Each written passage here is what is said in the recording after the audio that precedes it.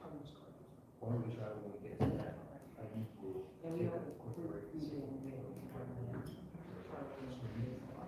Funny.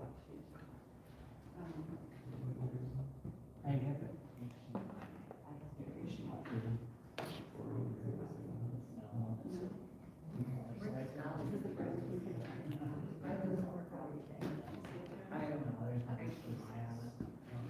Oh, you can extra, we'll grab that on drive.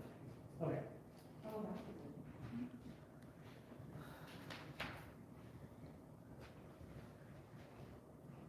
All right, Brian, you ready? Yeah, Gordy will be here, right? What's that? Gordy will be here, right? He said he was coming, yes. Yeah, okay, we can start.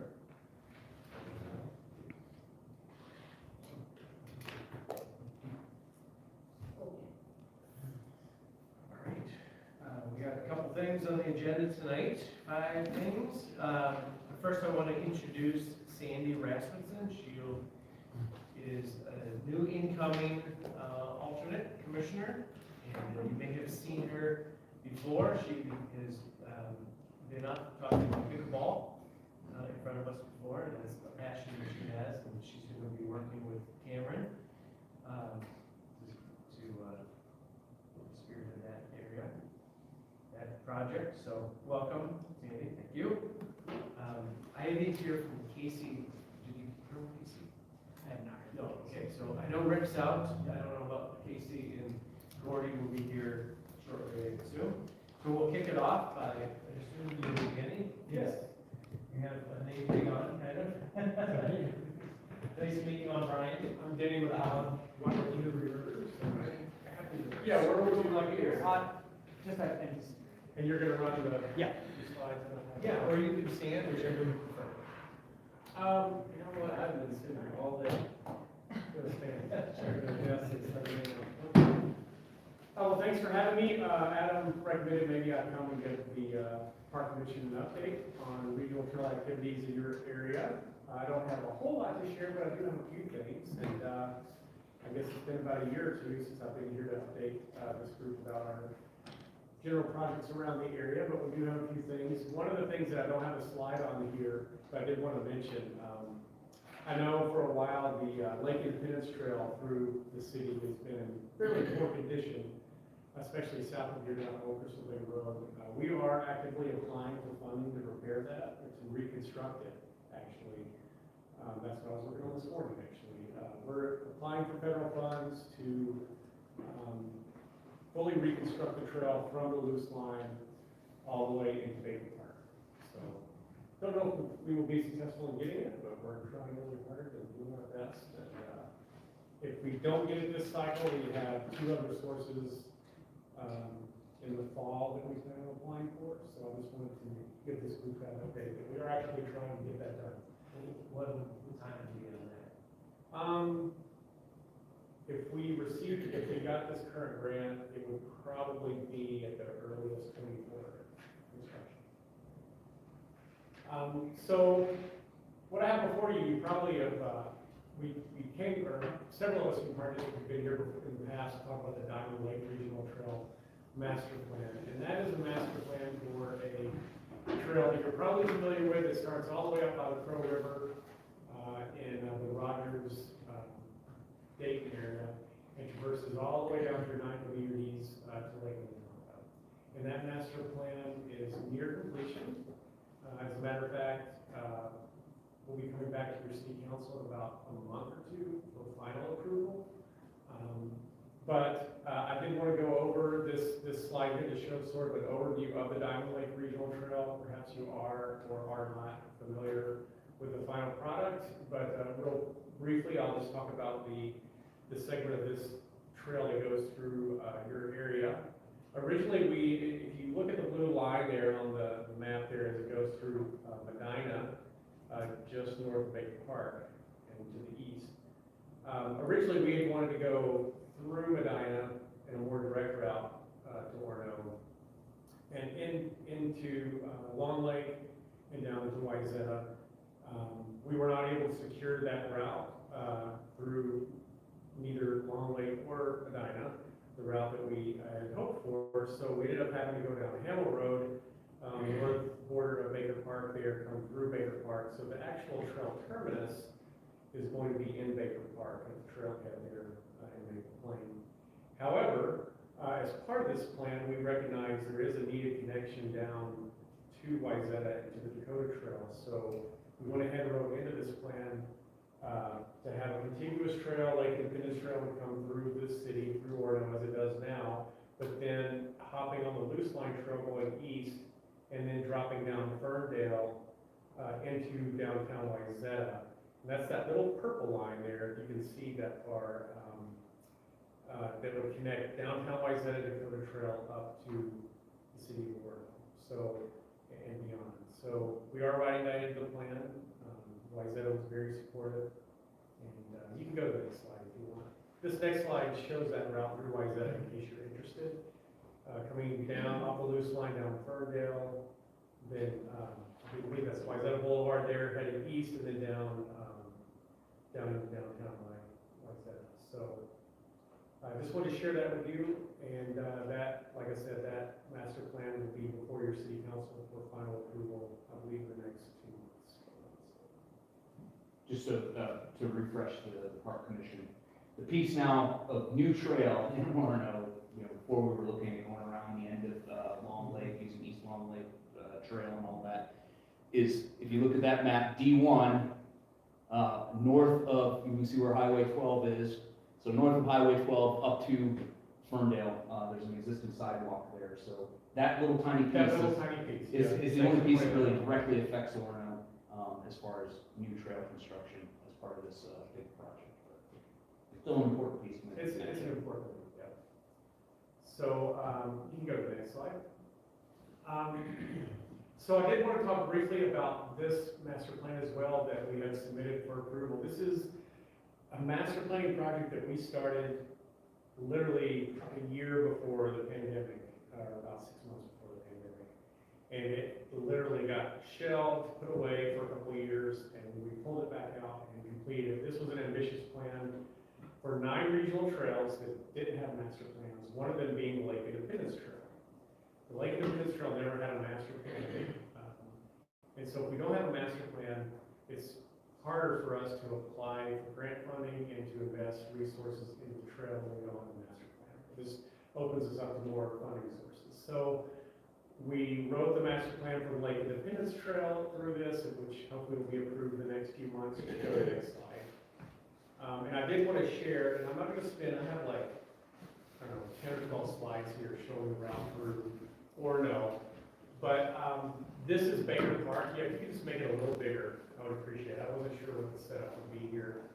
So in this master plan, there's obviously the Lake Independence Trail is already an established alignment.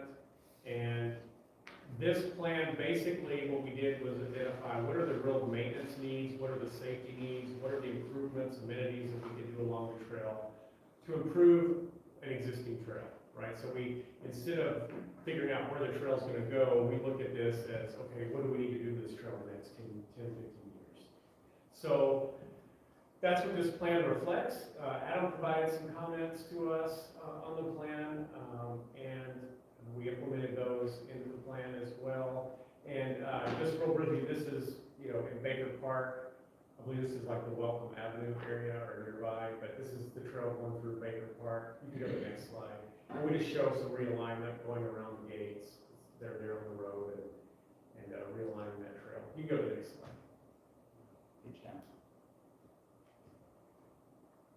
Thank you. And this is just pretty much the same route through Baker Park. No improvements noted in this area. Next slide.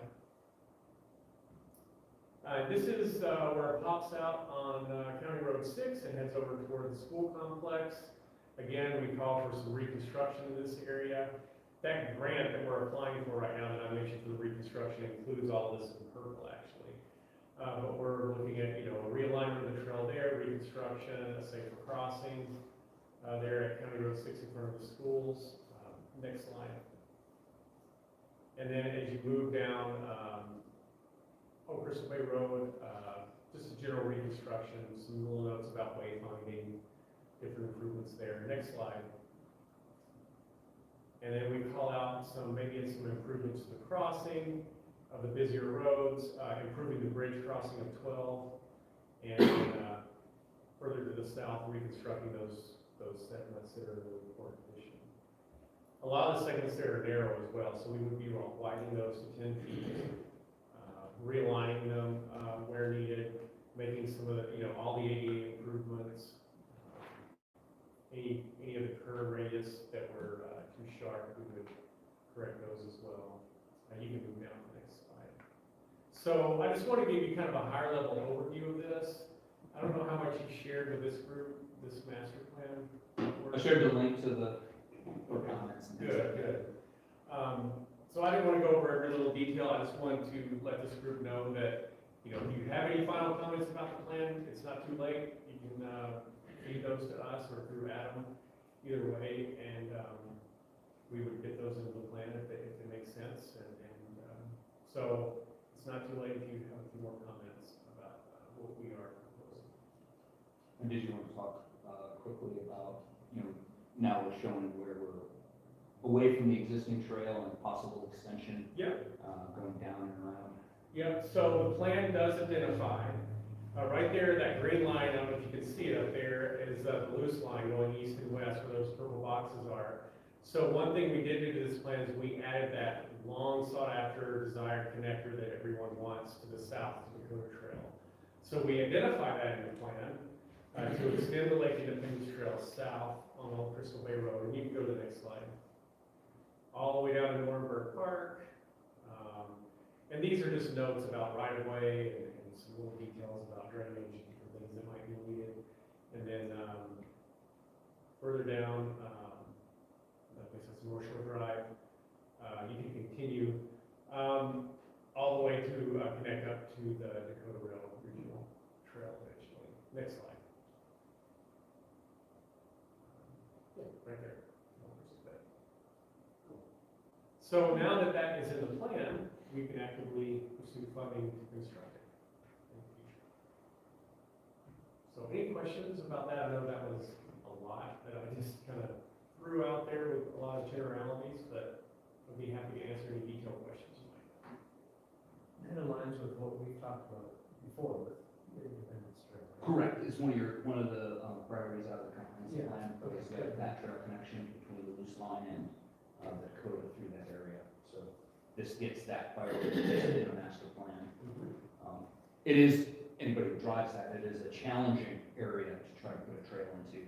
We've got constricted right away with areas of wetland and other things that will be a challenge to try to build something in. But yeah, Danny said it. At least having it in a master plan lets us go after Yeah. funding. It just formalizes it. It gives us a lot more access, like I said before, to funding, and it allows us to really, we can work things into our 5-year CIP and different funding sources. The other thing this does too is having this in a master plan, having it drawn out, allows us to cooperate with our other agencies, Hennepin County, the Metropolitan Council, obviously Three Rivers. As an example, the Metropolitan Council is looking in this same area to do some interceptor sewer pipe work, and so we're able to look at that, see whether there's some opportunities as they do that work to either set some conditions for future trail or what have you. So it is useful. Yeah, very useful. And speaking of, next slide. I don't know how much the group has been notified about this future project. Have you talked to them about this? Not parks. Okay, yeah.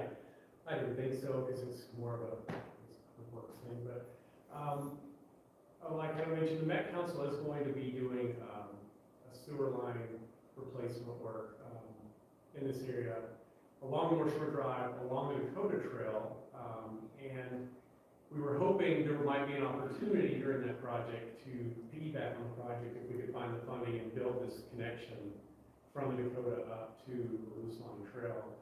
A lot of this work is going to be underground, boring a pipe underground, and it's not going to do a lot of disruption to the surface. So after about a year of analyzing a little bit of the project, and after they got more of their engineering work done, it's been determined that don't think that's going to jive. It's not going to be financially beneficial or helpful for us to build that piggyback on top of this Met Council sewer project because there's just not enough disruption of the land to make it worth our savings. So that being said, I did want to talk about it because they intend to start construction in winter of '24, and they will close, unfortunately, the Dakota Trail down during that. But hopefully, it's a small piece between North Shore Drive that they would close, and I don't remember how far to the east. I think to Tank or like, I'm not sure, but in any case, that work would be done in the winter, so the closure hopefully would only impact winter use instead of summer. So I did want to make the group aware of that. And that's all I have, Adam. You have one more slide, Oh yeah, I think that's just or sorry, two more. the same project. The other one was just a little more broad. We go down there. Oh yeah, I'm sorry. So one of the good news stories. Yeah, this is the good news part. Sorry, I totally forgot that. I put that out there. My apologies. So one thing that will hopefully come out of this project, this Mag Council sewer project, is this is the old Crystal Bay Post Office area. And for a long time, as you're aware, there's been a sort of an unofficial parking lot there for the Dakota Trail. People park there, and that's what that image shows. That is an area that they will likely do some more disruption to the surface. You know, they'll have to do some trenching, they'll have to set up some equipment there, do some other grading and different things. And so one of the things that we have asked the project to do, not only us, but Hennepin County, being the owner of the road there, is can we formalize some sort of a parking lot there that would benefit both the city and the park district and the trail users. And when you put this area back together, would it be possible to just pave it instead of putting it back and grading it, leaving it with gravel? So that's our hope. We haven't had an official yes, but I think, you know, it's a little too early to tell, but I'm pretty hopeful that we can get this done. Adam, I don't know how you feel about it. I haven't heard a lot about any updates from the project in a while, other than they're on schedule. But I don't see this as a big ask, and I think we'll find a way to make it happen. So, I think the Met Council will be pretty willing to do something like this. I do too. To the city. And so the commission knows, one of the other problems that we have, obviously, the Dakota Trail is a regional trail, so it's not ours.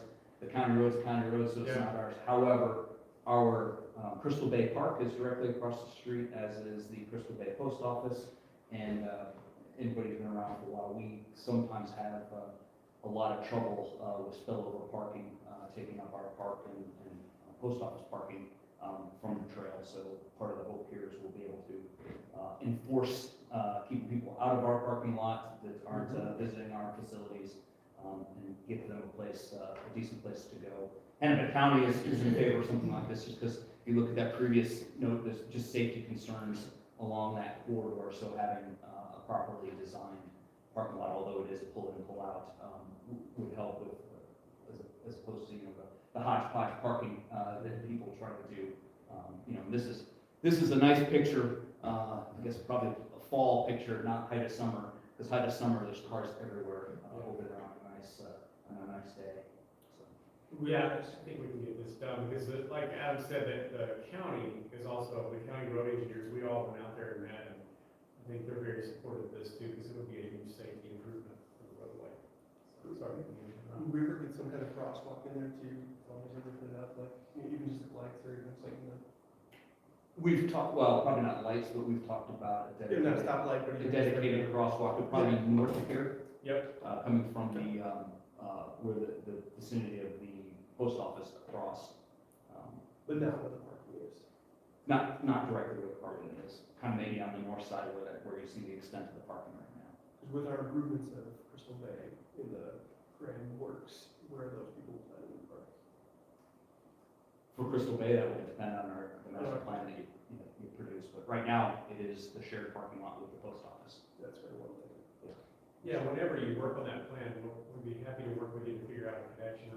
Whatever you do to your city park, I'm sure you want to create some connection to the trail, right? And so we'll be happy to work with you on that and figure out where is the best location to do that, or should be there. Great. I think that's all I have. Thank you. Any questions? Oh, I did have one more. It could have been Bo, and I don't even know if this was on your radar, but city of Orono, correct, the far northwest border goes up to Town Line Road. Mhm. Yeah. So for the residents up there, this is kind of old news now, but maybe some of the people are or are not familiar with this, but we did partner and invest to save that crossing of Highway 12 in front of the Holiday in Maple Plains, so that residents in the south of 12 could access Baker Park. I don't know how familiar you are with that little corner of Orono. I always forget it's even Orono because it's like this little bitty triangle up there, but there's a railroad that runs parallel to 12 on the south side, and the railroad company was gonna basically dismantle the bridge and build it. And so we were able to come up with some funding and save that access. It helps police and fire to access the bridge. So They wanna, And to piggyback on that, I actually had a meeting with the administrators from Independence and Medina a couple weeks ago. We're looking at jointly redoing Town Line Road pavement. And one of the issues that came up was, can we work in repaving the trail path to and from that tunnel as part of that project, so that you don't come off nice concrete in the tunnel and to just rut it out. Mud. no, it's good that we were able to save it, because it was a lot of people had to walk or bike way around these big parks. Thank you for your time, and as always, reach out to me if you have any questions. Thank you. Dan? Jamie, hi. Come on up. I brought hard copies, Okay. only because there's a bunch of information at the end of the presentation that talks about all the garden supporters, so we won't go through all that tonight, but you can take it home, it's good information. Yeah. So we invited Janie to come and talk about the donation garden, which just start from scratch with Okay. everyone, because some people probably don't even know it exists. Right, we've been vibrated under the radar back there, doing a lot of work for the last several years. So, we've got a presentation. This is currently the way the garden looks. It's down below behind the Long Lake Fire Department. And it's, you can go to the next slide. This is a brief history of the garden. It was started in 2011, and Orono and Long Lake collaborated on the, Long Lake brought the water in, and Orono, I think. I don't have a lot of history on it, because it wasn't until 2015 I started volunteering there, and in 2016, the caretakers that were running it then didn't want to do it anymore. So we took over. At that point, everything was run through weekend. And so there were no financials, there were no history, nothing. So I tried to recreate, financials and donors and all that. We didn't have much luck getting much information. Aaron Crinna would probably have more history on it than Dennis Walsh. So This is just geographically, this is right behind, like you said, it's right behind the fire station, down here, off of Willow. It's in between the back of the fire station and Nelson, Holbrook Park. So it's right at the edge of the border between Orono and Long Lake. right. And so, so that from 2011 till 2016, when we took over, we just didn't know where to start because we didn't have a lot to go on. So we ended up consulting with an organic farmer out in Delano from Riverbend Farms, and he really got us on the road. He got us planting cover crops and mending the soil and just turning the whole place around. Then 2017 became the year that we had to decide what we were going to do. We reinstalled all the perimeter fencing, because previous to that, they had a farmer came in and generously donated his time, but they'd take all the fencing down and then they put it back up, and critters were getting in and eating everything. And so we reinstalled all the fencing and then we added wrapped fencing and dug it all the way down in the ground. That really made a huge difference. It was also that year that we started fundraising and looking into filing for 501c3 status, just for the sake of getting donations and support. So that, we did that in 2017. And we went around and renewed all our old relationships and created new ones. Then in 2018, the nonprofit status was granted. We did more fundraising, and we developed plans to convert the whole garden to no-till, which is a lot more environmentally friendly. So that was a big job. At that point, previous to that, a quarter of the garden had been planted in cover crops, and that was to amend the soil. The soil there was horrible. It was all clay, and things did not grow well there at all.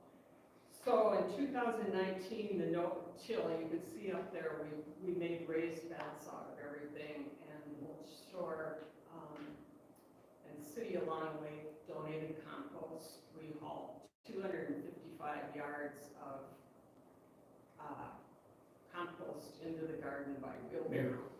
I don't know, you probably, Adam, can know that's a lot of. There's a lot of compost. Yeah, that's a lot of compost. So, all the beds were built from recycled cedar dock sections and decks from various big homes around the lake. We just went and recycled it all and built it. We also built a shed that year. There wasn't any place to store tools or anything, and it's a low profile one, so it's not one that really sticks out. The gate and the front gate construction was done in 2019, and that was donated. That cost $3,000. It was donated by an anonymous donor, and that was all built with recycled wood by H&H Homes. In 2020, COVID hit. We finished up in the spring the no-till.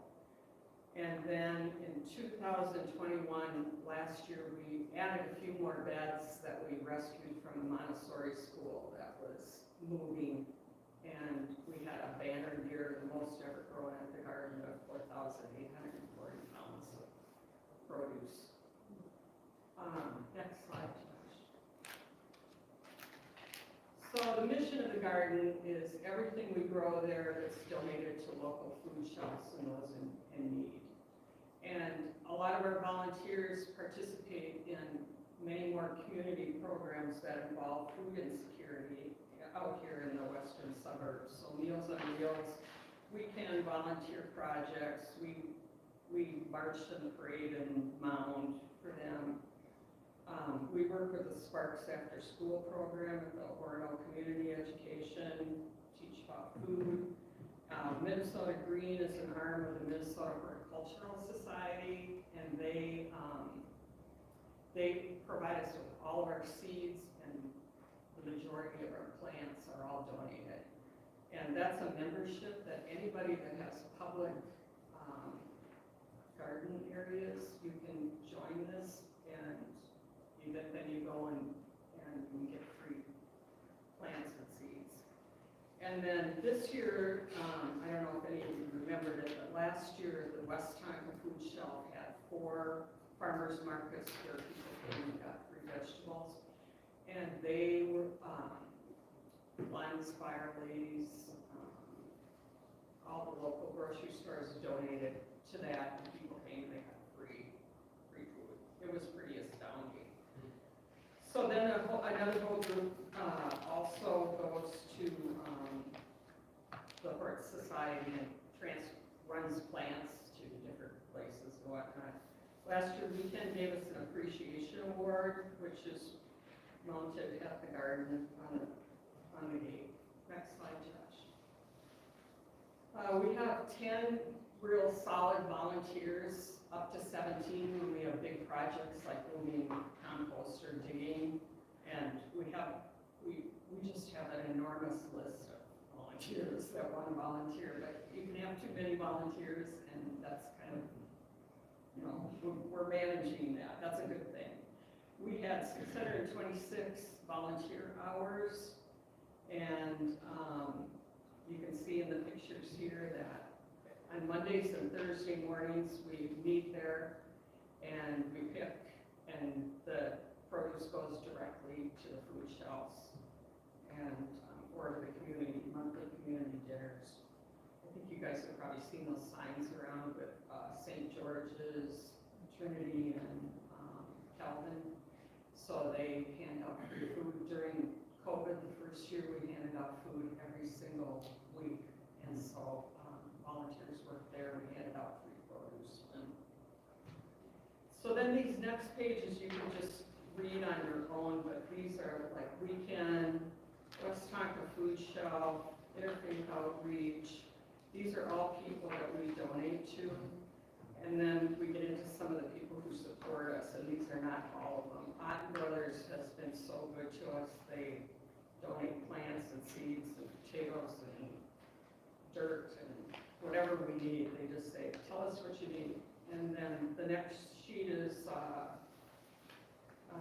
Orono Community Education and Sparks program. Before COVID, we would go there and work with the kids while the parents were being mentored for homework and parenting skills and whatnot, so we teach them about food or play games about food or whatnot. Then another big sponsor is the Lake Minnetonka Garden Club, who's been around since 1927. Not all the original members, but they're big supporters. They have the Depot Garden in Wayzata.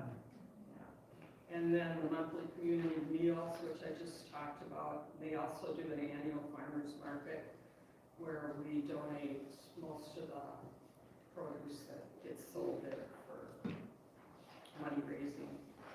And then Lakeside Liquors, Wine and Spirits has been a big supporter of ours. All through November, they round up for local organizations. I think they did the Long Lake Waters. And they chose us this year, so we got Thanksgiving week. It was a really nice donation.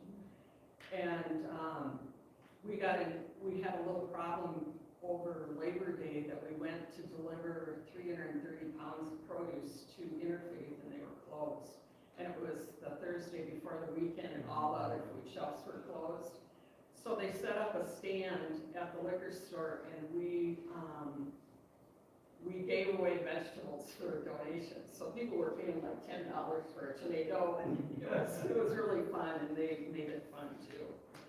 And Meg Cowden, she worked on the, do you know her, on a comprehensive plan?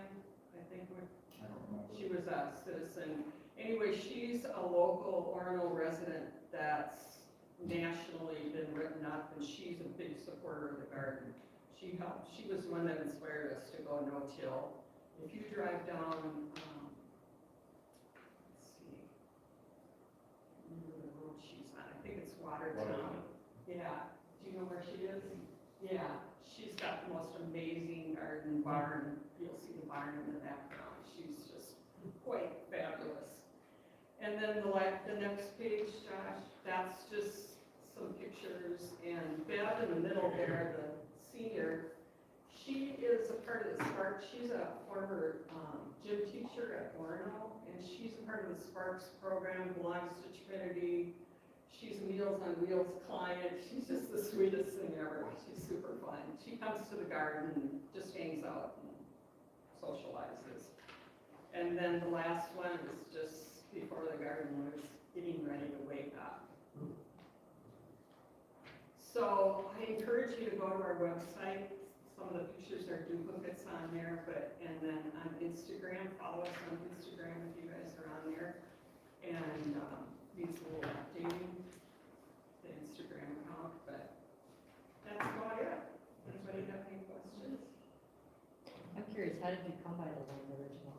I'm sorry? What's the history of the land coming to this group? Where did the land originate? So the land is a city parcel that was, I believe, procured at the time, donated at the same time as the land from the fire department. So it's an empty parcel, that folks said, hey, we ought to do a community garden, and the city said, well, it's open land, why don't we try it? And, I think recently as a couple years ago, the city council, passed another, resolution to kind of keep that land for the donation garden for the foreseeable future, so. Till 2027, I think it is. I missed one important part, and that is just a couple of things on the wish list, or what we hope to, future projects. Speaking of trails, if you guys want to know, there's a lot of foot traffic that goes from Holbrook to, through Willow past the garden. So, I think at one point, Adam, we talked about, it was mentioned that either maybe a trail could be made from Holbrook Park along the highway there, or, I don't know, and then open more of that land to the north up to community gardens. I don't know how the city feels about that, but people come by all the time and ask if they can have a garden at our place, and nobody gardens there except the donation garden, but I think it would be really valuable to open up that land to the north. There needs to be a lot of soil amendment and seeing.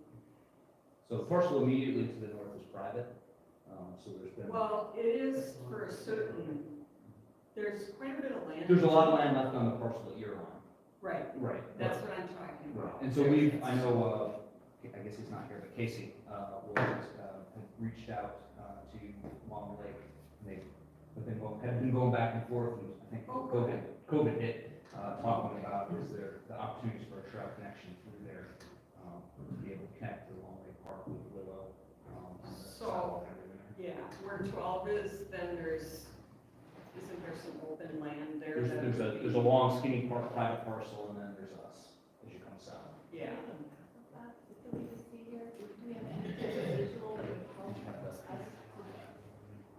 yeah. I should have brought it over to that. Well, I think Patrick County has a strip of land along Highway 12, and then it's this privately owned, that gentleman lives on the other side of the garden. And then there's where the fire department and the donation garden was at. So, there's that fire strip, I don't know why the city doesn't consider buying that too, just connecting that whole. The garden is 10,000 square feet. And so, The land around it's significantly larger. It's not even taking up half of the land that's on it. No, right. There's quite a bit of land around. Right, I mean, we'd love to expand it, but that's another huge project, just given what we put in so far. But I really would encourage you to think about the community gardens. If you guys haven't been up to Bethel Church in Mound, have you seen the gardens behind there? It's just so amazing what they do there. Right. And then in Excelsior. Right. To answer your question about where it is, so, you're looking Highway 12 is right in the railroad, it's just to the north here. This is Willow Drive, bridge coming across. This is the Long Lake Fire Department. And then this is the community garden in this parcel. This is a city-owned parcel. This is the private parcel I was talking about to the north, and then the Long Lakes Park. So there's been talk about trying to explore, is there a way just to put a gravel or what have you path somehow through here, connecting in with Willow and then with the park? Because as you say, there's a lot of informal traffic going through there, without a trail. Yeah, at one point we just talked about that, but what about that strip of land next to 12, not the private one, but That's I believe the that's. line to the other side of it? Couldn't the trail run right along the? I believe that's a Hennepin County right away for a future, sound barrier. Oh, okay. Or, sorry, MnDOT, it's MnDOT. All right. Not that we couldn't put trails, but we have to get MnDOT to say yes. So are you thinking about the community garden being in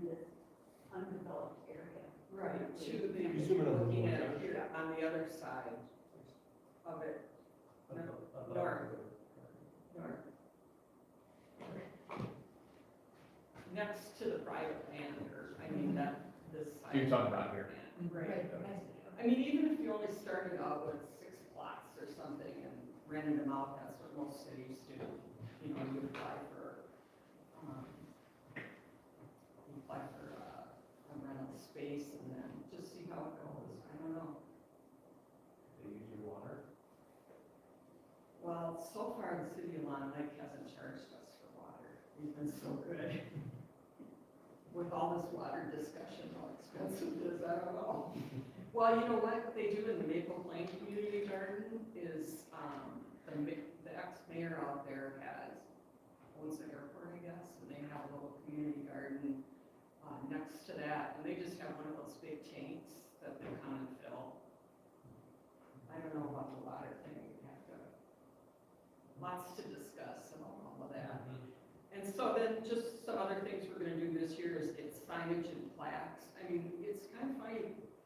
We got people from the Mayo Clinic call us, found us on our website and wanted to give money to, you know, in memory of, or we've had people reach out and want to give money for birthdays, and so we've made that happen. We want to plant more pollinators around front of the garden, and we added apple trees and elderberries, pear trees, raspberries.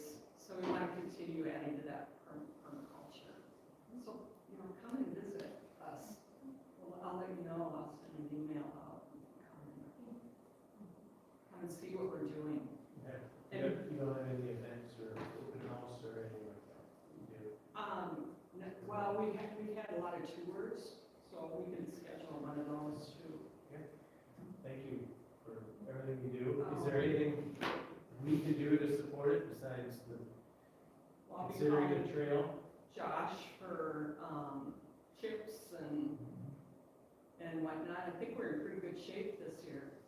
This year is the first year we're gonna be able to go in and just start gardening. In fact, we're gonna, start succession planting. So in the next couple of weeks, we're gonna start to plant under one hoop house, one row of wheat.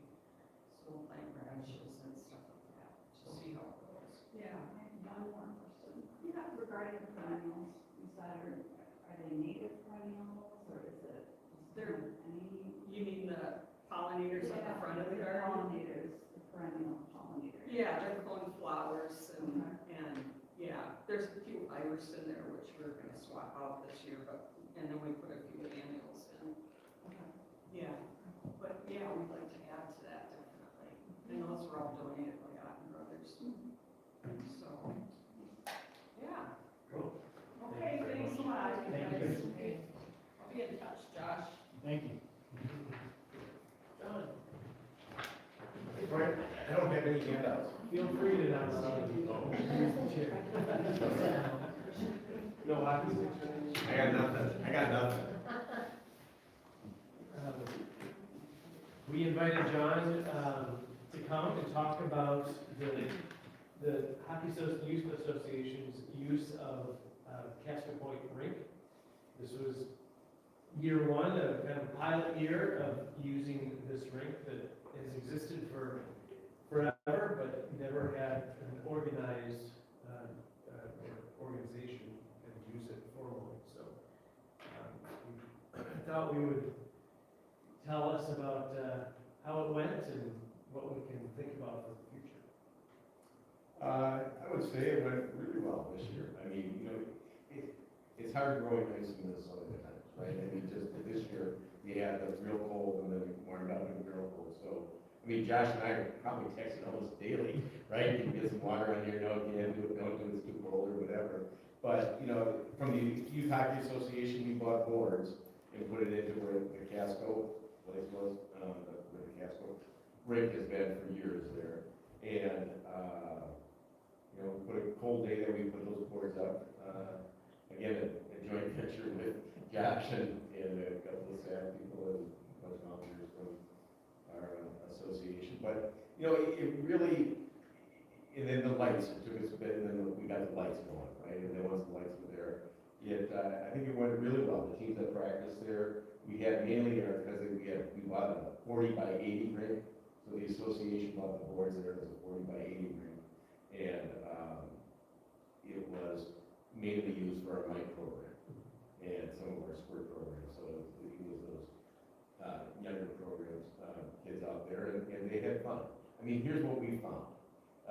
We actually did this at Holbrook as well this year, and then we did it at a private rink at Creekside, on that great rink from here, going Creekside there, private residence. The kids love being outside and skating out, and have kind of old school hockey, right? And it was a fun experience for all of them. And, cold and that at times, we canceled a fair amount just because of the weather there, but all in all, I think it went really well. Josh was great working with, and getting water on there, and you guys would do the main thing, and then we come in, clean it up, and get it ice ready type thing. And I don't know how the neighborhood felt about it with the lighting and that, or how that went, but all in all. Initially, we had some comments about the lights, as they were going in, and nothing once they were installed. Was there community use when the hockey group wasn't using it? Yes, yeah, I mean, it was free to use anytime. In fact, we had open ice around it as well, so if the hockey kids were out there skating, neighborhood kids could still skate out there. And, all in all, I thought it was great. We got some grading issues there and all, but, and I will say this much from the Youth Hockey Association, and Adam and I and Josh had these discussions too before, and we guys going to talk about a master plan, maybe a different label. We're all in. We would love to do this more and more effectively. I mean, if any of you drive in Wayzata on any given day, and you go on past Clapper, right, and you'll see, 7-year-old kids playing hockey with 15-year-olds out there, right, and people out there skating around here. I mean, we'd love to be able to have something like that on the JV, public private, with, we had one of the parks here in Orono. I don't know if Casco could do it because of parking, but I mean, you got parking, you gotta have, facility on that. I know you mentioned, on pickleball courts, I found out last week that you can fit, and Adam sent me an email earlier this saying, what do you think of pickleball courts? Can you put a hockey rink over pickleball courts? And I found out last week you can put inside of a regular sized hockey rink 4 pickleball courts would fit in there. So a way to utilize them both winter and summer on that. But I know from our standpoint, we loved it. We loved it. We'd love to do more. We'd love to do bigger, whatever that looks like. And but we're all in. Great. So, we will see you again, as we head into the next season, or what I know that we had talked about possibly having a temporary Warming house. house there, or. So, to do it right, I mean, we need something like that eventually, just the way this winter was, and that, I mean, having a warming house is so key. And our youth numbers in Orono youth hockey, went up 20% last year. So the need for us for additional ice time is really critical, right? And if we could do it locally, do it here, it would be great. I have a couple. Did you get any, I heard the lighting as it was going in, maybe there was some community discussion and nothing once you were rolling. Was there any other community feedback from the neighbors or area, any calls, any feedback at all? The only feedback I received was people on the ice as we went out to maintain it. It was pretty normal to see kids out there skating, and we had a few moms thank us for maintaining it, so feedback was only positive from our end. We didn't get any calls about complaints about noise or lighting or anything like that. And the second thing is, you're saying that people who are not engaged in the sport at the time can still access the rink, and there's no need to display hours on the website or anything to clarify public use. There wasn't any issues with younger ones wanting to kind of mess around and then be disappointed, and you know what I'm saying? So, clarification needed there? I mean, one of the key things from the first time we talked was is that the way we think it works just from, I've been with the city of Edina and how they handle it. You see it at Clapper, you see it at, you know, in Edina, every, you know, Pamela Park, Arden, all of them, Edina youth hockey teams are all signing up for different ice times on the outside rinks, right? They get utilized all the time. But the key thing they have is that outdoor, other ice available there, so the kids who are in the neighborhood are out there skating still, and you got the PBA team over here practicing, and so it helps both ways. I think, you know, the best way it works is that, you know, as we try to build it here, is that we have the rink, right, with the boards, and then you have the open skating. So if the kids in the neighborhood want to come and go skating, they can still go skating, you got to, you know, practice going on. So the rink took up half of it, maybe, half of the open ice. Not even that. There's still plenty of ice around, so. And I think once you get that graded better, I mean, we had drainage issues on one side, you know, it could be a home run there. I mean, I think, like I said, for us, we also have the Zamboni, so we'd love to find a home for the Zamboni and be able to, you know, really build something unique and on that. So I mean, it's just, we would love to have more discussions. And we talked about the parks commission looking at their master plan. What we talked about is just as we build these master plans out for these bigger parks, is there consideration for, you know, as we start exploring things like, are we gonna put pickleball courts in? Well, we're gonna put some outdoor pickleball courts in that get used all summer by pickleballers, and boards can go around in the wintertime when we have an outdoor rink, with warming house or whatever. It's just something that we should consider as we do our master planning. Not that that's the answer, but it is certainly an opportunity. That's all we're looking for, is to be the discussion, to see what we can do there. And I know from the association standpoint, we're willing to commit capital and technology around it as well. So. Does anyone have a feel for how much warming houses cost to build these days? I don't. Probably depends on how complicated it is. Yeah, Yeah. sure. But Just looking kind of for- basic, you know, like. Yeah, I know. And then you'd want to store those in home. Well, you look at Right. Holbrook, right? Holbrook has Yeah. a warming house there with toilets, you know, and you also have a shed there that has a perfect size for a unit home. But so that's been there and built. Do you see that as like functionally would be, one that would be satisfactory for? Could that, something like that be a castle? You know, I mean, I think you gotta put in the parking consideration with that, you know, what would that look like? But I think, like any of these kind of things, my opinion is, if you build it, they will come. When you talk about people who grew up in that community around Holbrook, and they used to skate there all the time. And, you know, this winter, a couple of times over Martin Luther King weekend, and, you know, City of Magnolia doesn't have as big of a staff there. You know, we had that snow sitting over Martin Luther King weekend, and, you know, I saw a dad out there trying to shovel a little place for his, you know, 6-year-old kids, and the lights were on, right? And, you know, I would just go, we got this opportunity to have this, you know, people in the neighborhood want to be able to use this thing. And I think, you know, across Florida would be. Do we have a sense of how many neighborhood kids are using, or people are using that rink? I don't. To tell you some of the history on our ice rinks, we used to have ice rinks at 4 parks, now we're down just to 1. And What were the 4? Peterwood. Well, Beaterwood might have just been planned. Hackberry, you can still see the remnants of. Crystal Bay, and then Castle Point. But what we found is, at least the time since I've been here with Public Works, is we had years where there was not a skate mark on the Hackberry rink, and so we finally just stopped flooding it. And you know, we stopped flooding it. We got one concerned resident who didn't really use it, but just was concerned that we weren't flooding it. Nobody called to say. Down at Crystal Bay, we would occasionally see skate marks, so we kept doing it.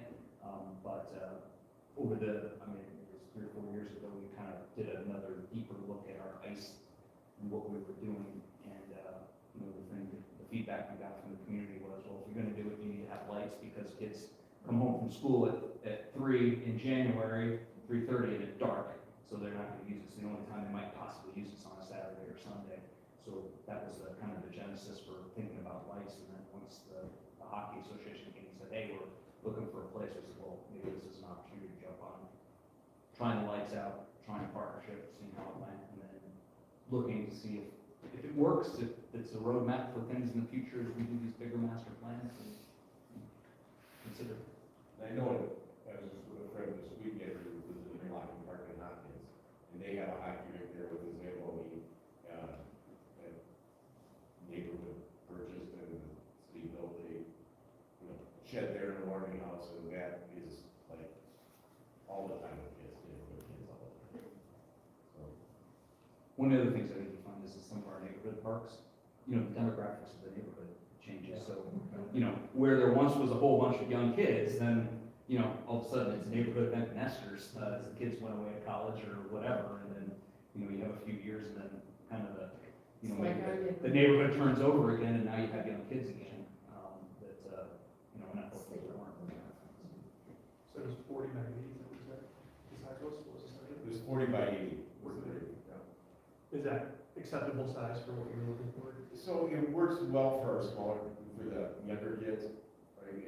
A typical hockey rink is 100 or 200 by 85. And, so this is smaller, but it works well. I mean, what we found for them to be able to do, because originally you had 30 mics on there, right? It was like, it was just, we went on, what the coaches figured out is that they did 4 on 4 scrimmages. So the other kids would just skate around out there in the ring, then, okay, change the line, and they come out there and skate. So they figured it out. They were able to do drills and do different things. Was it harder to maintain the rink, having boards on there? The northeast corner is looking out quite a bit, just towards the end of the season. Or even like shoveling or maintaining snowing or? No, that's where you guys did a great job. They'd have volunteers come in, they'd shovel out the inside of the rink, and then we would plow the remaining rink with our trucks, and then we'd Zamboni after. So it was a pretty slick process. Is there any equipment that you would request in the future? You're watching Rosetta guys, it's pretty crazy stuff. We didn't have a scraper bar, and that would be nice for some of those bubbles that will start coming up. So we'd have to go out with shovels and try and scrape them down the best we could, but it was a trial this year. Yeah. We have some ideas for next year on improvement. Drainage was the main thing. We had a hard time getting good ice at the beginning of the season. We couldn't get water to stay, it all drained out into the wetland. So we have some work to do. So you said the program grew 20% this last year and you struggled with ice availability. If you had a choice between developing the ice house and parking and improving that particular ice rink versus having more sheets of ice, which one would you choose? Which is a bigger priority for you as a group? That's a great question.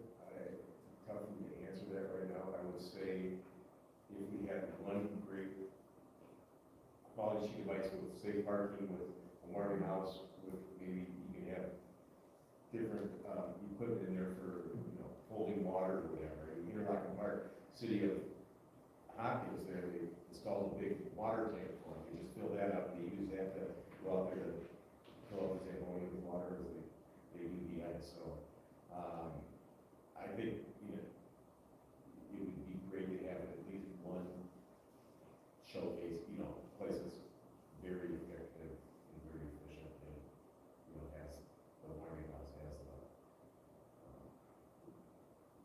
whether it's, not necessarily a Zamboni, but other equipment there that you can be able to do that. Us as well, we'll have volunteers go out there and work on it, right? So just access to it and having something that's good. In Mound at Shirley Hill School there, they have that, right? The hockey association takes care of the ice, they have a ceremony, we go to warming house there as well. Yeah, that's a school property, so one of the things.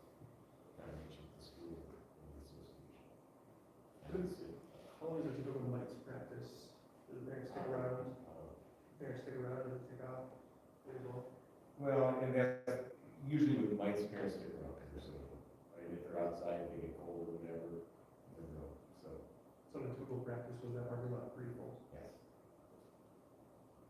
For the older kids, parents, you know, when we had our sport practices there, parents would run.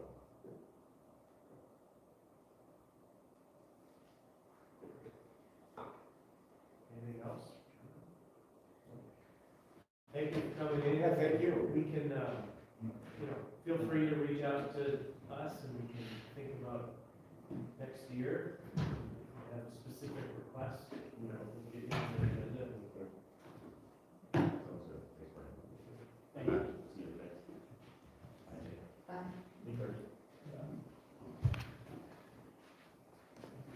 Alright.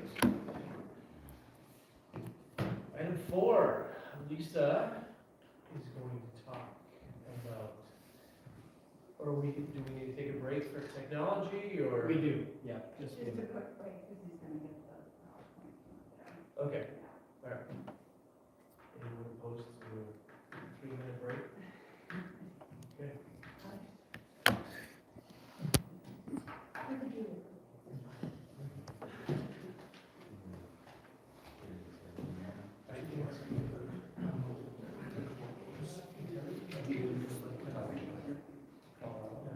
That's where he ran,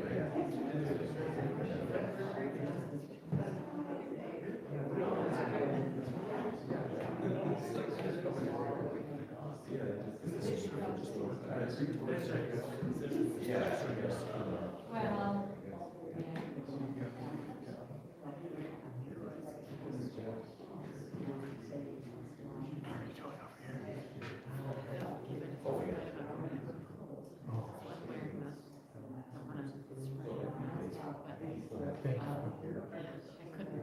even if you're on the.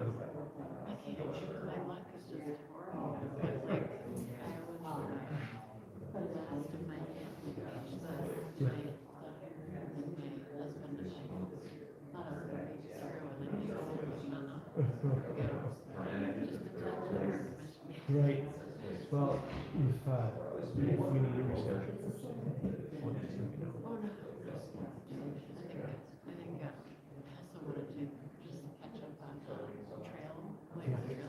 Yeah. I feel like we have a path forward, and actually it was just like what we're doing now, for master plan, I think we're funding. Yeah. And so, kind of priorities and planning, in a way that's more formal for that grant subcommittee. So I don't know when good time to bring that up as an organization tonight, so, but, Yeah. Okay. Yeah, it's, Rick and I talked today, he said that, fortunately, he has like a series of conflicts for Mondays coming up.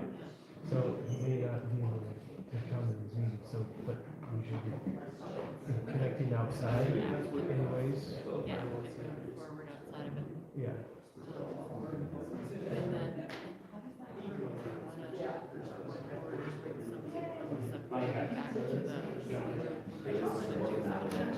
Yeah, right here. Yep. Or, just, we'll get on, let me know. and then we should have the nonprofit.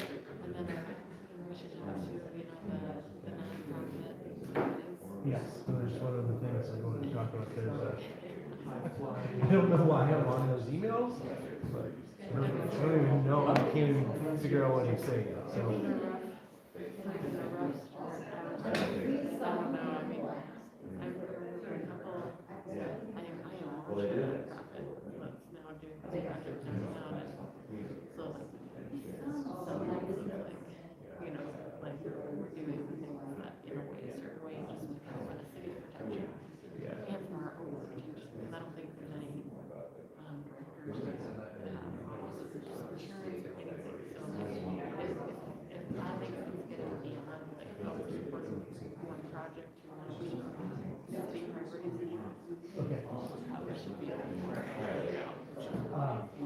Let's talk Thursday.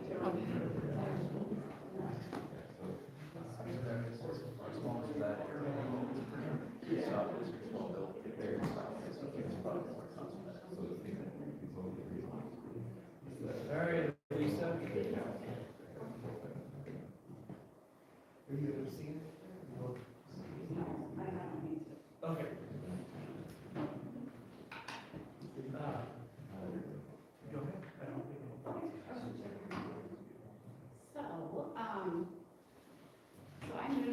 minutes of this year. And so I'm just going to start by saying I'm no expert on Casco Point Park, which is why this is a discussion.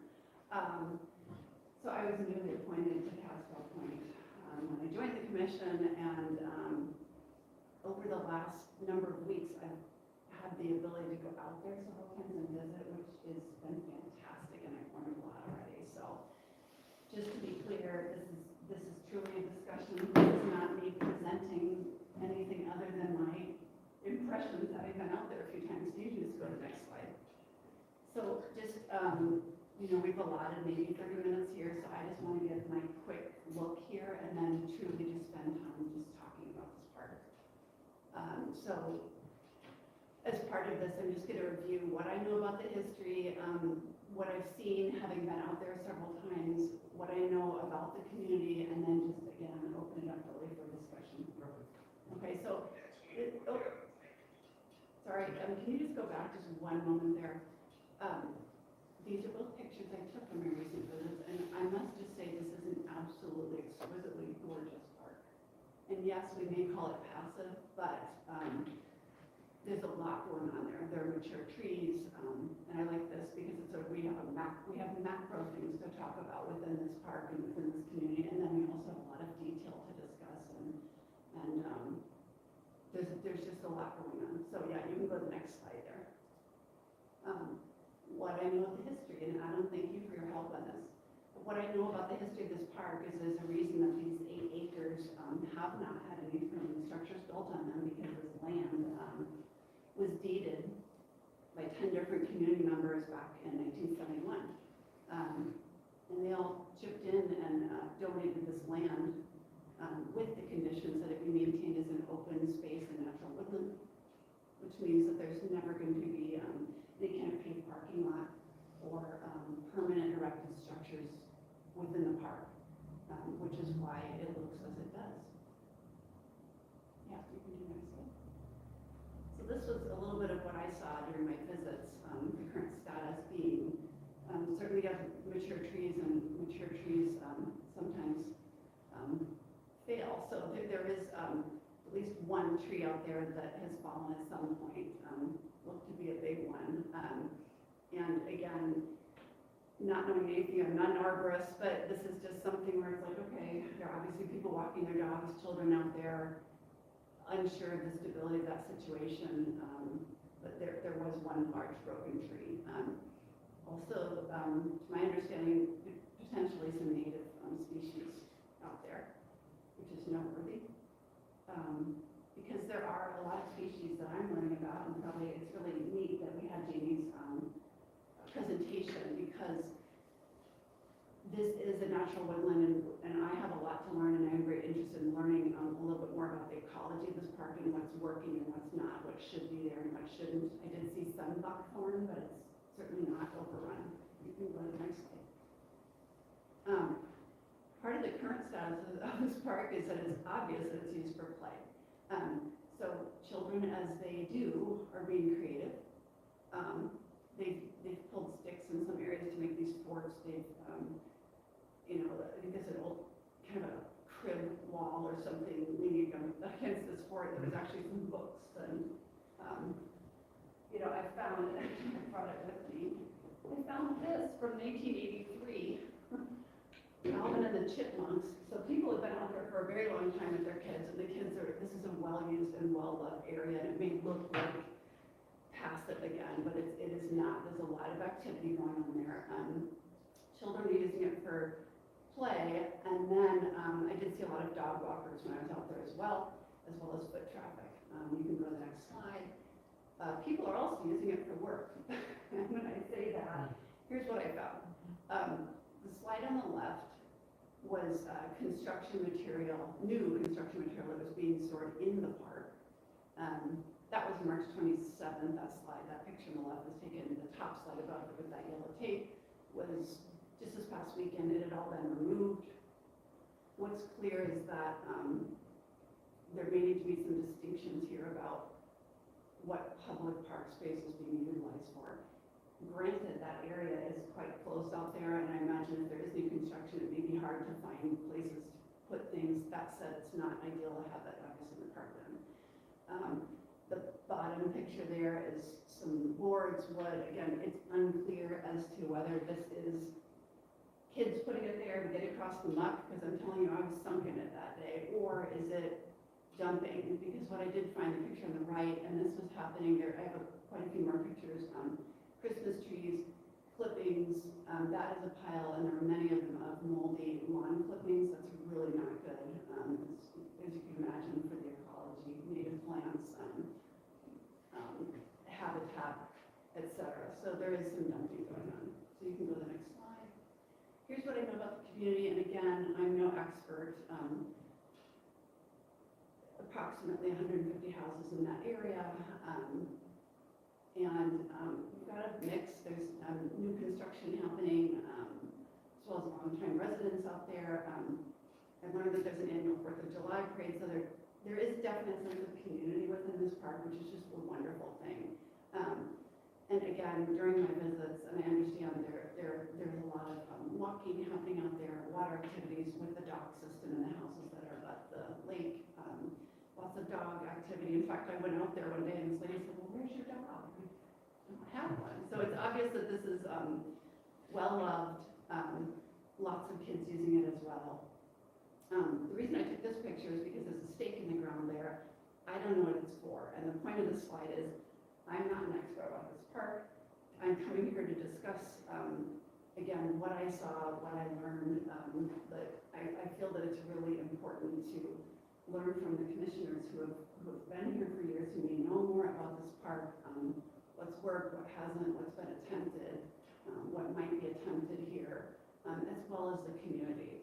And, on that note, I do want to point out that there is a resident from Casco Point in the room with us tonight, who's seated over here, Brian Wilson, and he's a kind gentleman who brought me trash bags when I was out over the weekend picking up things like this, because it was not a pleasant day, so thank you for that. There's a lot of good spirit within that area. You can go to the next slide. So this is it. That's all I'm going to say about what I've learned, what I know, and I really just want to open it up and have just a really informal discussion with the rest of the commission. There's one piece of history.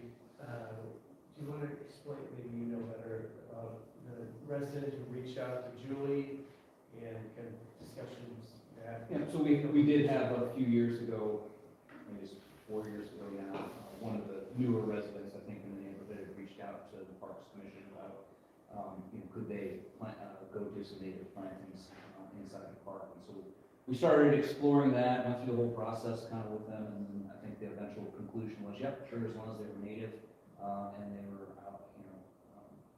could be maintained or what have you, that would be fine. Unfortunately, then it just kind of fizzled, they went away, and it never happened. I mean, they may still be there, but the incentive or the drive to get it done never happened. So I would say, from history, at least from the staff since I've been here, that park, we do very minimal activity there. We will go remove forts when the neighbors call us and say, hey, another fort's been built in the park, and we'll remove those kind of things. We've gone after the widowmaker trees. And I guess a note while we're talking about it to all of the park commissioners, if you're out in your parks, particularly the native or natural parks, if you see those kind of things where we have, this time of year we're going to find lots of them, just let Josh know and we put them on our to-do list to get crews out there. I'll say normally in these wooded, more natural settings, when we go out there, all we'll do is drop the tree to remove whatever the safety hazard is. So if it's not across a trail or something else like that, or not threatening a neighbor's private property, we'll usually just drop it and let nature do what nature does with trees. But we do still have to remove the hazards.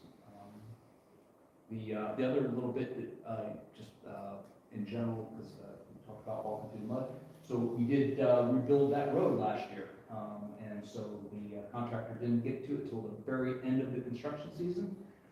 So he still owes us a great deal of restoration and what have you. And some local builders have tried to take advantage of it by stockpiling their materials and what have you. And again, we see those things, if you let us know, and we get our building department out to try to deal with the contractors to get their stuff off of the public lands and onto the private lands where it belongs.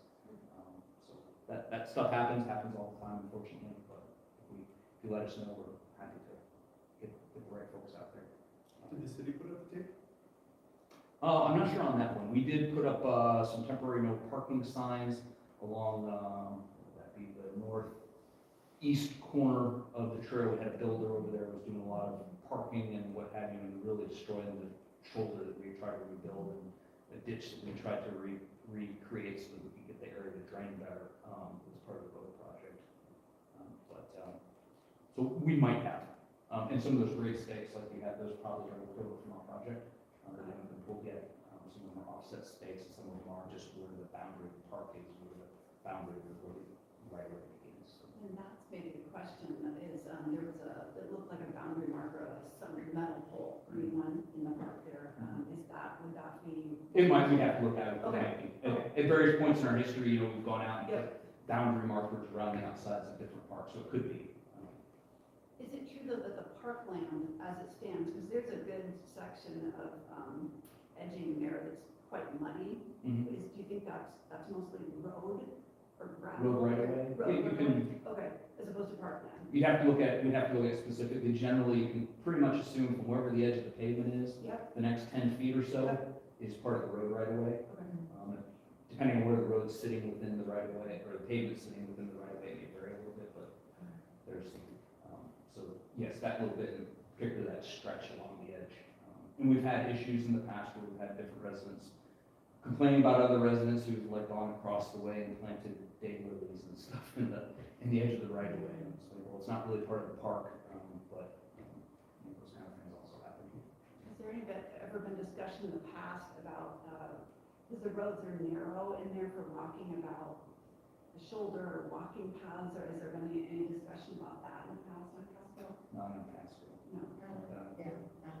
Inside the park, the only trails we mow a couple times a year with the right of way mower, just mow trails, so we don't do, there's no gravel trails or built up infrastructure of any kind, it's just mow trails. And I think the amount of mowed area has grown or decreased over time, depending on some of the feedback we get from the neighborhood.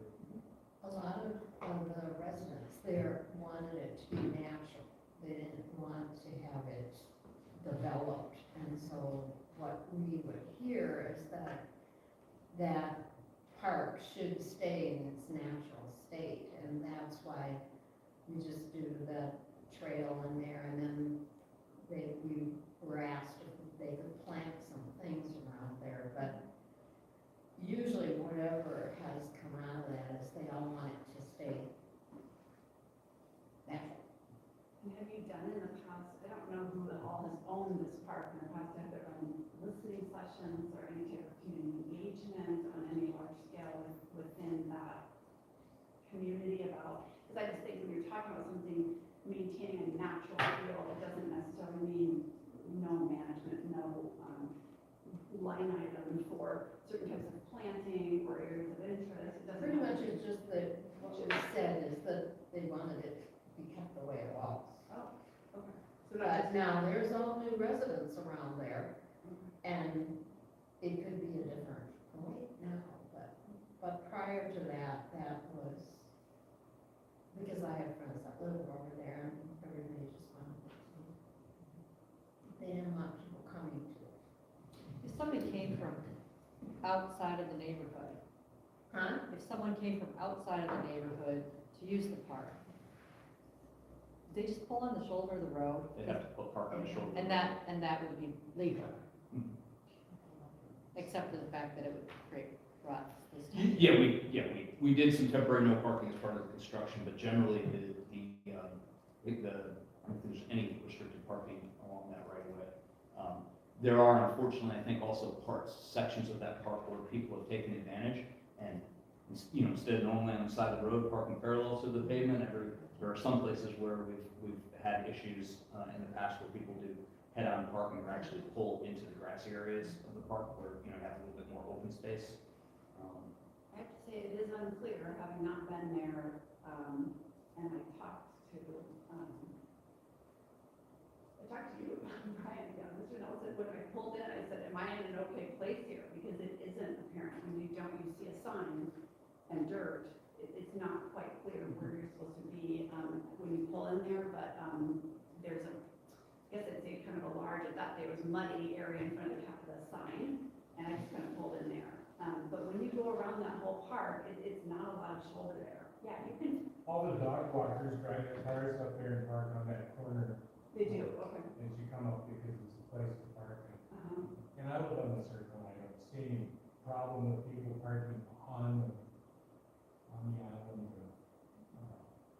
the 8 acres to get off, but there's really no parking there. It's a narrow, and I much more or less use the land, just appropriately. And those people over on certain parts of the area, I mean, to the point can park there and they have guests, you know, it doesn't bother me, but I'm not bothered by a lot of things, you know, some people are more concerned about specific needs. So I think, you know, we need a place to park. People just park, I don't see why we make them for that.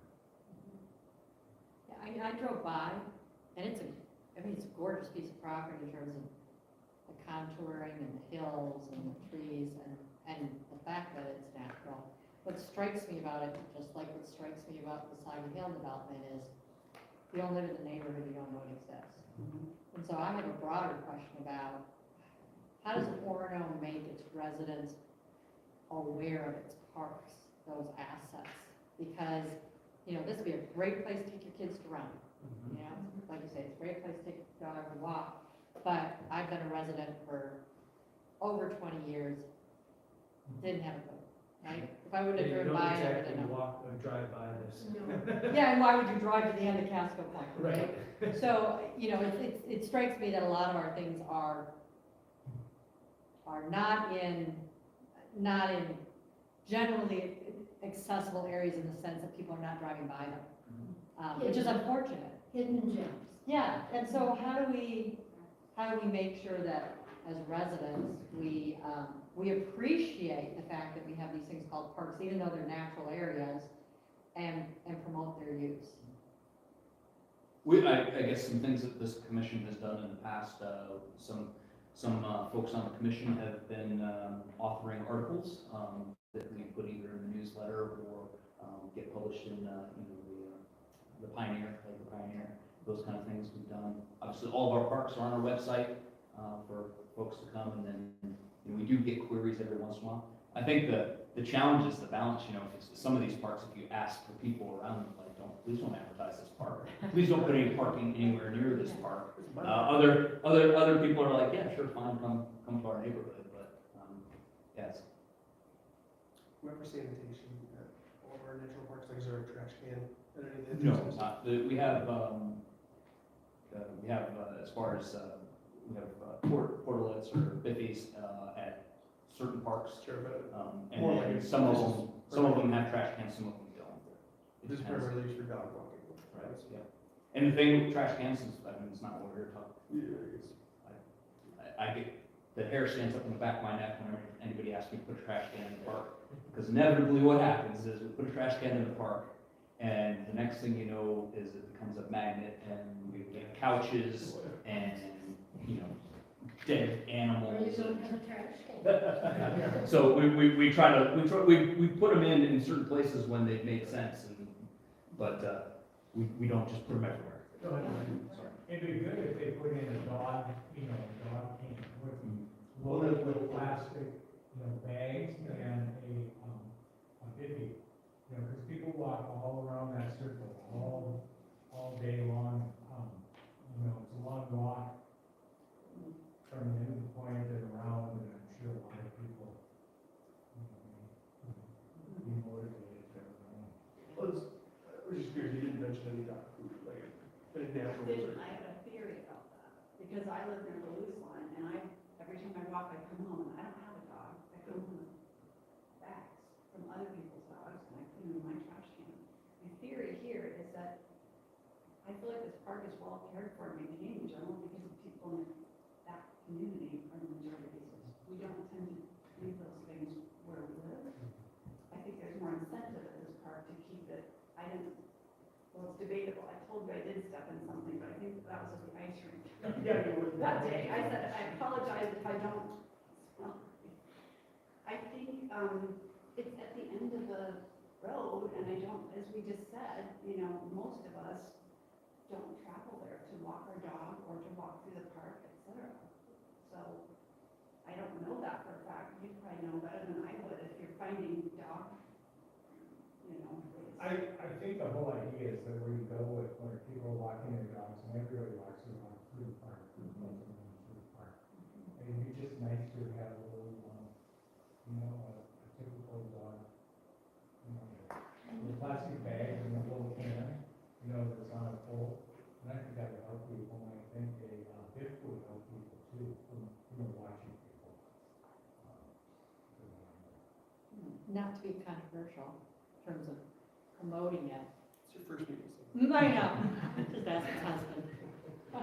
Anyway, but could you ever have like, you know how that comes out on what, the main road in Magnolia?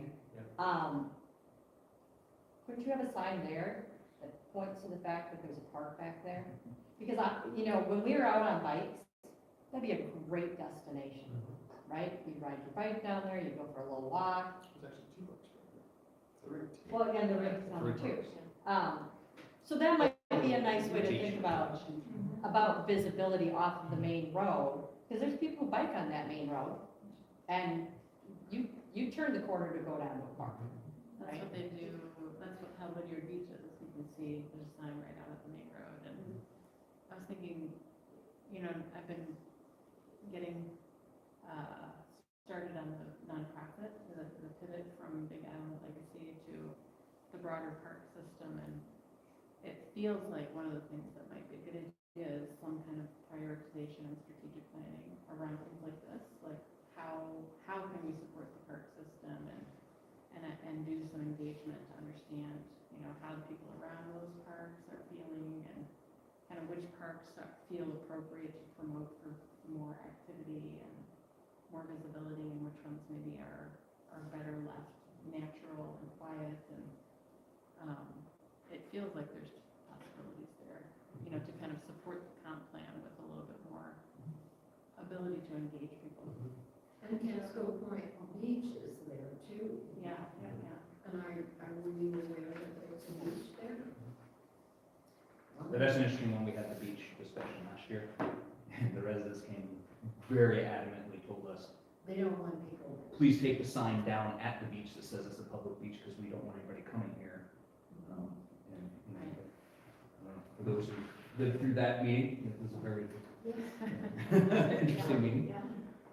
Yeah, just 2 points. I think with the beaches, Lisa and I talked about that a little bit, and there are some fire lanes that could be opened up. I think what you need to do is put in a soft boundary and just be respectful of property owners. Because as property owners, I can understand it, but if you go on there, you feel kind of intimidated like you're on their land. But I think with a soft boundary where, just be respectful, you can bring in a kayak or canoe or whatever. And because we have 2 more fire lanes that are closed down really, but people have, kind of taken over. So I think opening up soft boundaries, I think people can be pretty respectful. You put too many rules, then it gets rebellious, but just a soft boundary, be respectful and let it go. And then driving down Casco Point with your bike, it's kind of a dangerous aspect because of trucks, and I bike a lot, kayak, climbing the mountains, and I take my bike and my 2-wheeler, I put it in my car, and go to a trip. I don't ride out much, but I can't, because it just feels a little dangerous, especially with the kids. And people walk on that road and it's narrow. So, you know, if there's any way they could make a path through the thing, it would be so cool for people, you know, be a little safer. These vehicles are getting bigger,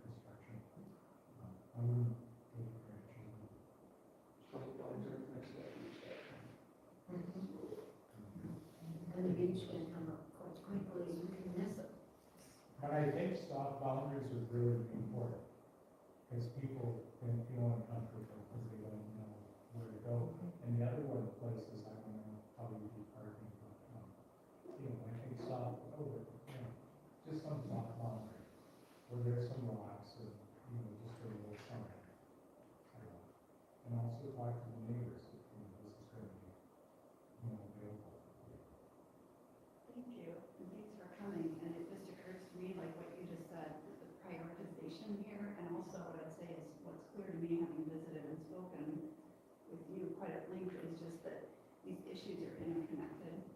This park doesn't exist on an island, even though it looks as if it does, it's connected to the swim beach down the road, the rink, bikers, these lake access points, and I just think there are a number of, topics here that need to be considered. So I just, tonight, and I'm done, I think we need to be finished, we're kind of on time here, but being new to this age, I want to come in with a spirit of really openness and discussion about these things, rather than anybody having an impression that I have some idea as the commissioner working in this park going in. I really just wanted to kind of introduce and, get people's thoughts tonight. Yeah. That was the intention for you. Thank you. Thank you for putting this together. Thank you Thank you. for what you do.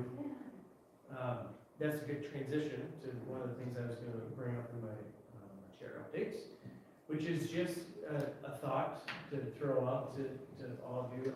Everyone here is passionate and interested in different parks and different, different parks specifically, but, I think that, there's an opportunity for us to be more proactive in engaging the community around our parks. I think that lately there's been a lot of interest in certain parks, which is great, and I think we should capitalize on this momentum to do things like have just an open night, open house, or whatever you want to call it, where we specifically identify certain parks that we'd love to have residents come, neighbors and so forth come, and we can just sit in the back here in a circle and we can talk about the park. This would be a good, might be a good one to throw out there and see if there's any interest. People like Brian and other neighbors and other residents might want to come and just talk to us. We don't have any agenda about doing anything in this park. We have no, anything like that, but we kind of want to we'd love to hear the residents say that we don't want to do anything in this park. So I just throw that out there as an idea for you guys and your parks to think about if you want to do that, if you want to have a series of a couple nights where we focus on a couple specific parks, and maybe no one will show up, maybe more people will show up, I don't know, but it gives them an opportunity to have a open discussion that's a little bit less formal than us up at the dais and us out here and so forth. So bring ideas. If you guys want to do that with any of the parks or whatever, then I'm happy to help coordinate those nights. Good. The only other thing I wanted to mention tonight, and then I'll certainly open it up to all of you too, but just wanted to refresh everyone. There's a couple new faces here and so forth. Just want to talk a little bit about how we engage with each other in these subcommittees and then these meetings and so forth, and just to make sure. Kirsty, you just asked a question tonight, which was right on point, but I know that in orientation, which is coming for Sandy, but orientation, Adam and Josh will talk a lot about like open meeting laws and what does that mean? How does that mean we get things done as a group here? So again, we have formal meetings where it's not every other month, but it's 4 times a week or 4 times a year where we're up there. I like to have these types of meetings because I think it's a little bit easier to talk in a circle like this, whereas the planning commission and the city council is a little, their work is a little bit more formal, approve, not approve. Our type of work, I think, is more conducive to discussions. And so that's why we have these meetings. We don't have an opportunity in these meetings to bring formal recommendations to the city council. So that's the downside of having these types of meetings.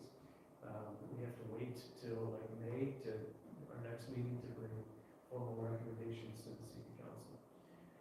But I'm open for, we can always change the mix if you feel like the mix isn't right and so forth.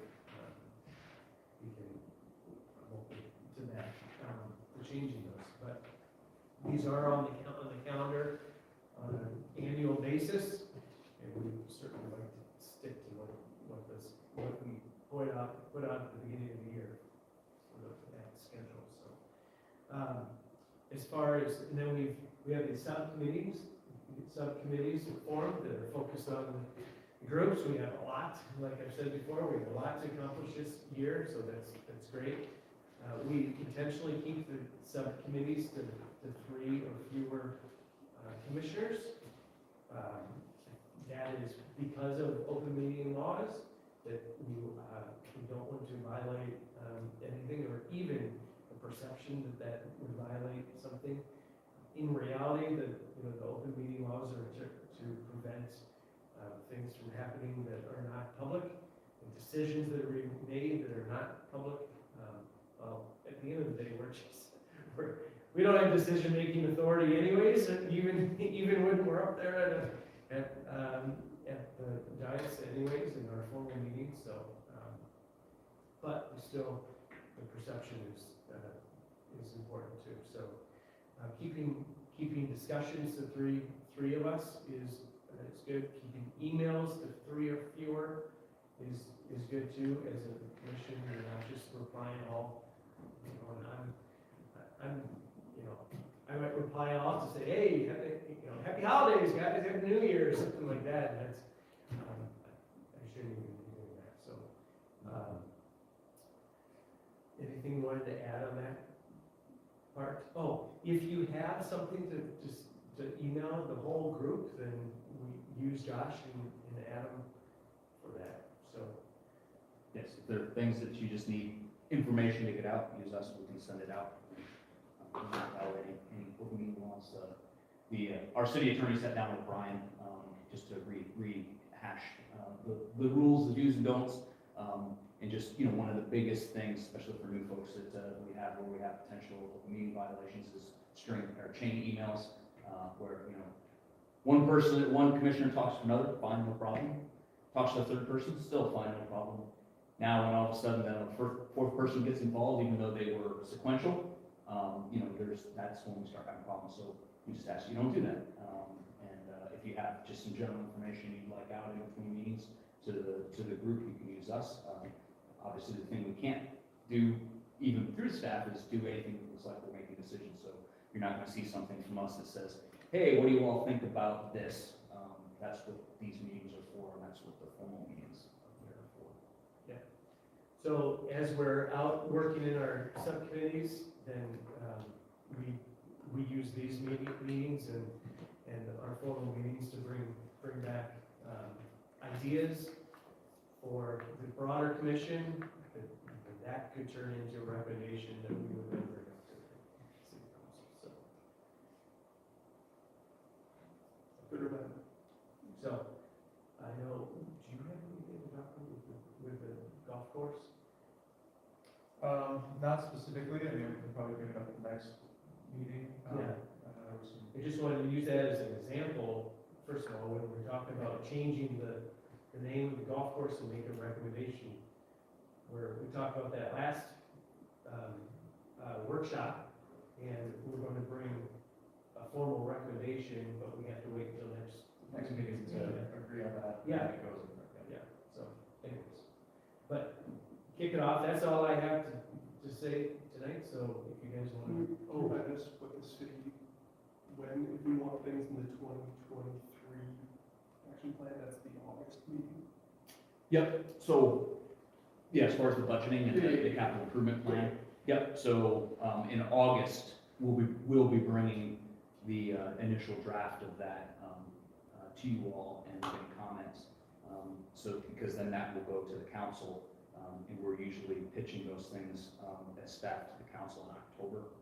But if we get them to you in August, then you can vote on them in September, and then when we're sitting in front of the council in October saying, you know, this is, when we get to the Parks Capital Improvement Plan, we say, hey, this has been vetted by the Parks Commission, this is what they want to do, how they want it to look for these reasons, so we have that all done. One of the issues we had last year is we got behind because we canceled our August meeting, for lack of ability to have one, because everybody was on vacation, and so we got a little bit behind where we were kind of trying to get feedback from the commission at the same time that we're trying to pitch it to the council to get it into the budget on time, and make it long term. It's a great reminder to all of us. Individual updates from you guys?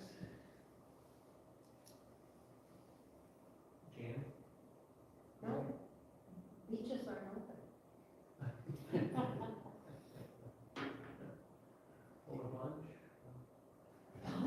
Well, nobody asked, so. And the only other thing I think is that Earth Day celebration, I don't know how that's going on the Long Lake Trail. Is Long Lake Trail, did somebody, are they doing that? The Long Lake, if you look at our website, we've published some stuff for them. The Long Lake Waters Association is hosting some events in and around Summit Beach and East Long Lake Trail on the 23rd, the Saturday, whatever the Saturday, 24th or 23rd, 24th, whatever day that Saturday is. Is it? Okay. They're doing some events there, and if anybody's interested, go look at the website. We've been forwarding on their stuff for that. I'm sorry, I haven't looked at that. Yep, no problem. I just don't have all those details on top of my head, but yeah, we are working with them on that event. Obviously, I had no details. I know it's from 2 to 4, because I'm going to be going, I think Rick said last meeting that he was probably going to stop by. Probably. They do have, events for kids, they're doing a walk, they're doing some educational foraging, where they get a naturalist involved, so it is quite a lot of, they're gonna talk about the invasives on Long Lake as well, so. That's what my understanding was when she talked to me. So that's, no, I guess we'll be meeting on the lake access later. Yep, we just needed to finish up some of our staff work, and so, yeah, we'll need to talk about that, and exactly, as we were mentioning earlier, about how do we mark our lake access points without offending the neighbors, but making people feel welcome are the ones that should have So recreation. nothing's been done on that. Not by the group, but we're still Right, trying. but you guys. We've been digging through all our legal documents and all that kind of stuff to find the history on each of those, so. So are you gonna propose on a meeting date for that, for lake access? Yeah, we'll Okay. send something out for that subcommittee to say, hey, are you guys ready to start talking about this? And just to clarify, because I know I'm on, to clarify that for me, and it's, According to this, I have Jan, Cameron, and you. Casey did say, but I don't know. What, if we want to reach out to him and ask him if he still is interested, I don't know. Sounds like you have 3. Yeah, I've got 3.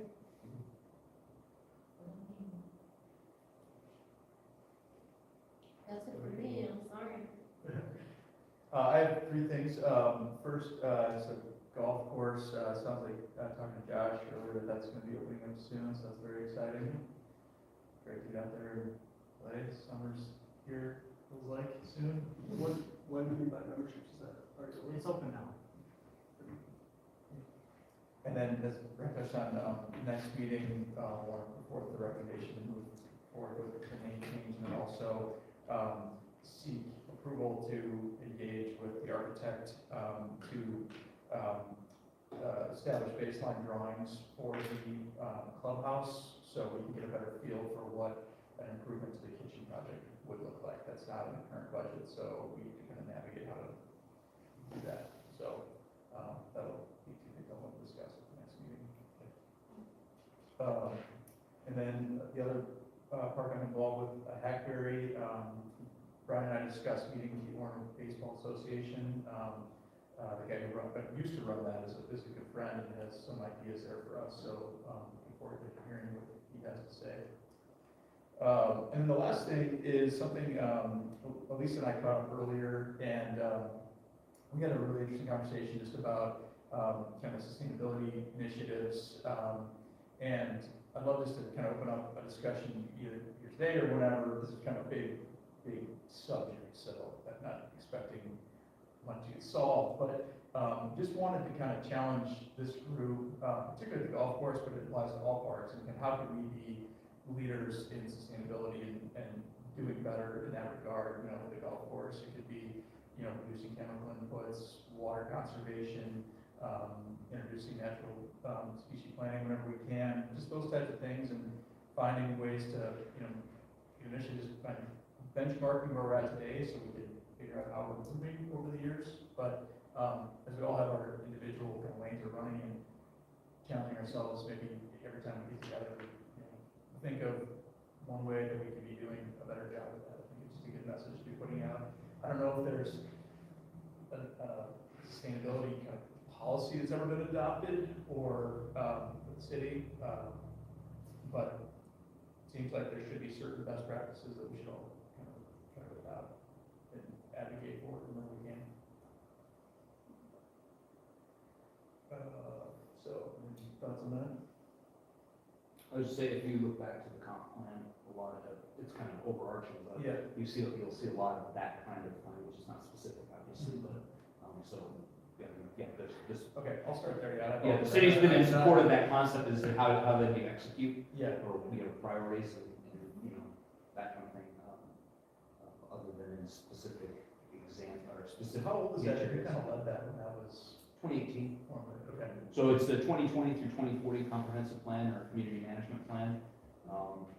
But this group in the city was busy, you know, you start about 2 years before its start date, developing it. So that's the last time we went through the whole, you know, look at every park and relook at the guiding principles and the, you know, the overarching priorities. We'll start again in 2028, so. 30. No, we do it every 10 years. We do it every 10 years. Yeah. Good for. It covers a broader period, but you redo it and every 10 years.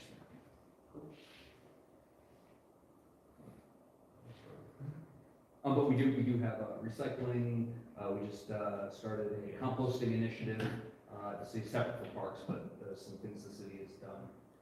In the parks arena, top of my head things, you know, it's just the restorations that we've done at some of the parks with natives, such as Saga Hill a few years ago, when we restored that.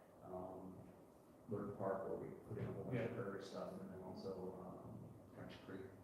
But it's kind of been bits and bobs, like that.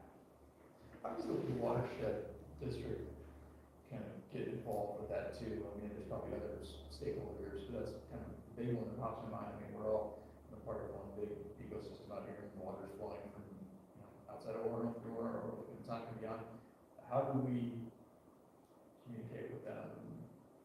So as a city, we communicate with them all the time. Yeah. So at a municipal level, we're working with the watershed on, you know, as we go through the developments and big projects and things like that. So we do joint review with them.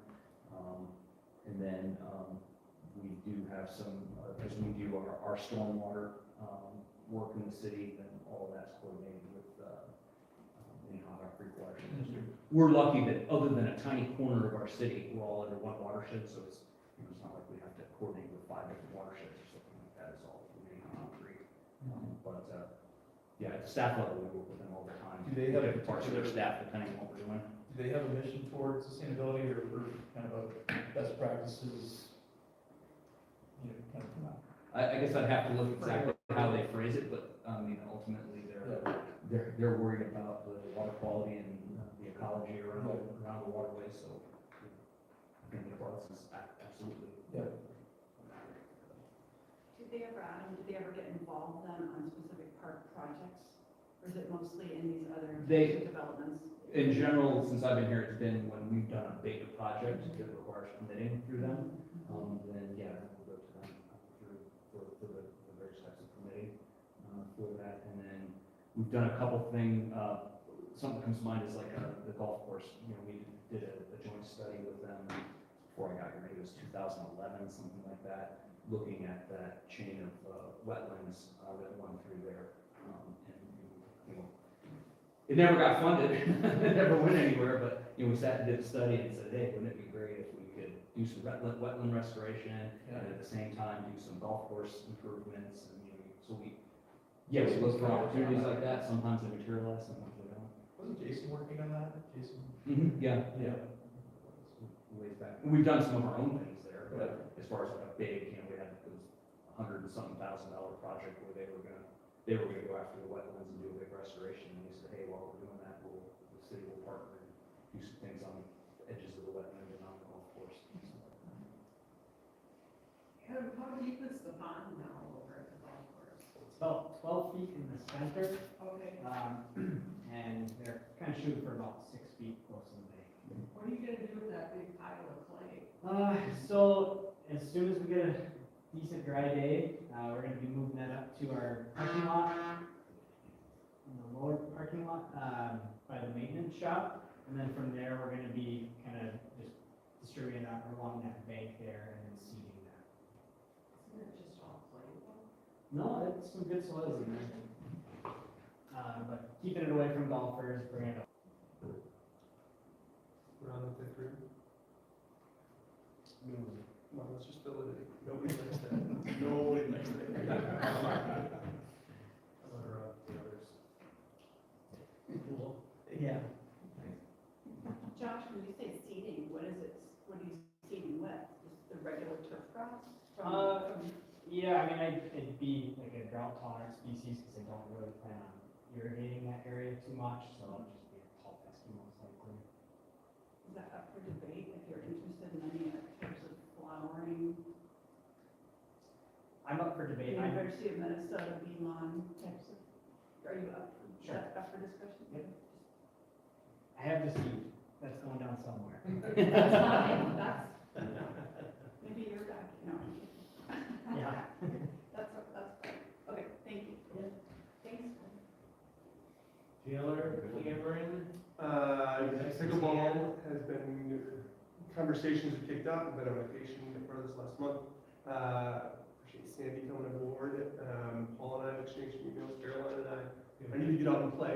You still interested in playing? yes. Anybody else want to play? I was gonna ask Sandy if she could take this. Say, I've got extra paddles. Great. Let it know. Great. Wait, are we allowed to talk to each other about playing pickleball? Yeah, I mean, Yeah, I'd love to get out and play, see some of the courts around, stuff like that. So the work has begun. Welcome. Welcome. Any opening remarks? oh, wow. Well, I'm excited to be a part of this group. Like I said, I've been an Orono resident, seems like forever, but don't really think much about being an Orono resident. You know, my kids went to school in Mound, and, we live on the lake, but living next to Brine has really raised my awareness.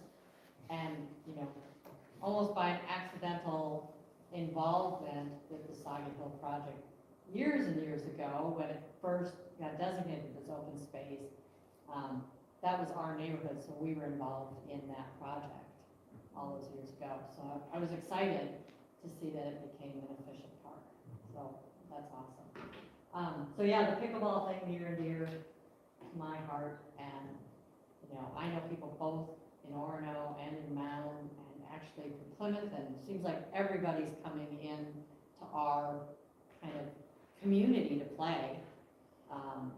So, there's a large network of people out there with a significant interest in it. So I don't think it'll be lacking for feedback. Yeah, before. And me, gosh, so much has been happening.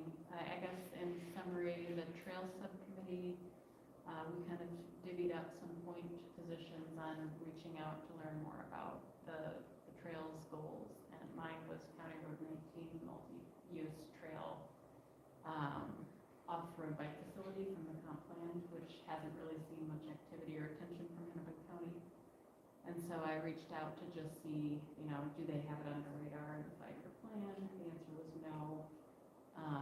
And just, they recommended though that we they sent a copy actually of something that City of Minnetonka adopted, which was kind of a trails prioritization plan.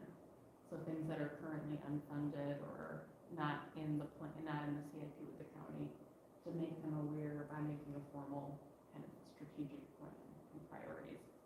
So I have that to share as the readiness, comes up. But at the moment, it's not even in the 5-year horizon, and that's probably because the conditions aren't poor enough yet, or there just hasn't been enough pressure put on them to advance it, but we could work on that. And then a couple other items on our list actually got checked off tonight, because it was about, the updates on Diamond Lake and Moose Line and Dakota Trail, and so it looks like those are going really well and moving forward. I did play pickleball a couple weeks ago. It was fun. The scoring is bizarre. Like, that is the hardest thing. I'm a tennis player, and I'm just like, wait a second. Every time I had to ask for help, like, what's the score? How do you score? That was a little weird, but it is super fun. It kind of is like a giant ping pong. You're like a tiny person on a ping pong table, is how I felt. But, and then we have talked a couple times, Rick resigned from the Big Island Legacy Board, and now the new board has met once. We're meeting again tomorrow to talk about the pivot and what's coming, because I was part of another nonprofit ramp up, and so we've been looking at comps, like comparable nonprofits that support public parks missions. So like the National Parks Conservation Association supporting the National Park Service, or the Minneapolis Park Foundation supporting the Minneapolis Parks and Recreation Board. So where there is a distinction, at the same time there's kind of a public interest that is being supported. So we've been looking at that and kind of looking at what we need to do to update the mission, and so there's going to be more to report on that soon. But most of us are brand new, so it might take a while just to get on the same page about what we're doing. But Who's on that board? So Paul Murray, Dennis Libby, me, Hansberg, and then not yet accepted but elected if he chooses to join is Bruce Wagner, and I guess there's something to do with his employer, like they have to go through a process for him to accept the board position, because he's in a significant corporate position, I guess. But I think that's all of us at this point. So yeah, but it's been a really interesting and busy time, and kind of exciting, and yeah, so lots going on.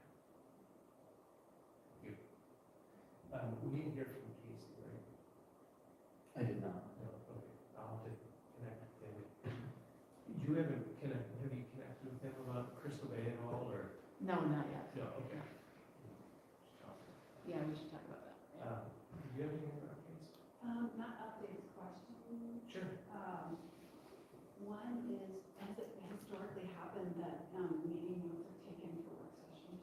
Because it can be difficult over time to track the various issues and the progress of the various issues. So I was just wondering if that's something that It's gone on again and off again. And on again, off again. now that we have Josh on board, he's going to Oh, take you those. are, okay.